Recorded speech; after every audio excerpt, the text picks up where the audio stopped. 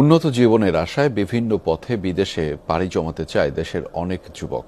তাদের মধ্যে অনেকেই দালালের মাধ্যমে দেশ ছাড়ার ঝুঁকি নেন। এমনভাবেই লিবিয়া হয়ে ইতালি যাওয়ার পথে দালালদের হাতে জিম্মি হয় মাদারীপুর সহ বিভিন্ন জেলার বেশ কয়েকজন যুবক। ভিডিও বার্তায় নিজেদের উপর হওয়া অমানবিক নির্যাতনের কথা তুলে ধরেছেন তারা। আস্তে কথা বলতে হচ্ছে, জোরে কথা বললে হয়তো তারা যদি আলাপ পায় তাহলে আবার আমাদেরকে মারধর করবে। কয়েকদিন আগের ভিডিও বার্তা। লিবিয়ায় জিম্মি হয়ে নির্যাতনের শিকার সবাই জানাচ্ছেন বাঁচার আকুতি। তোমার পরিবারের সাথে কথা বলো, তোমার আর 5 লাখ টাকা পরিশোধ করার জন্য। জিম্মিদের একজন মাদারীপুরের কালকিনির পূর্ব আলিপুর কাচারপাড় গ্রামের জোবায়ের। স্থানীয় দালালের মাধ্যমে লিবিয়া হয়ে ইতালি যাওয়ার কথা ছিল, কিন্তু স্বপ্নভঙ্গ। ভিডিও বার্তার পর তার খোঁজ পাচ্ছেন না স্বজনরা। 1.5 বছর ধরে আমার মুখে না,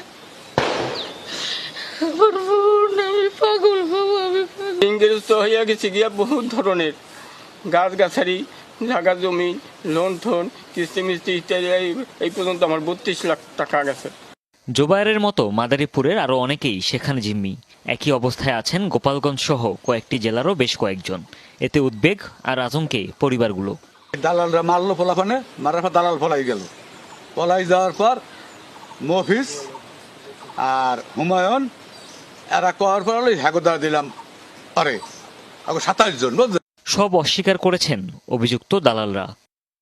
ফার্স্টের গেমে দিয়ে দেন এই হিসাবে যে হুমায়ুন ভাই লাইনে আছে, ফার্স্টের গেমে দেবে ওই টাকাটা এখন যাইয়া কালীগঞ্জ বাজারে ছাইরা দিবেন। এই জোনায়েত ভাই বইলা দেন আমার বাপের টাকা ছাইরা দিতে। আপনারা 2 রুমে যে লোকগুলি আছে এগুলি তো নতুন গেছে, তো এগুলি তো এত কিছু বুঝে না, বুঝছেন?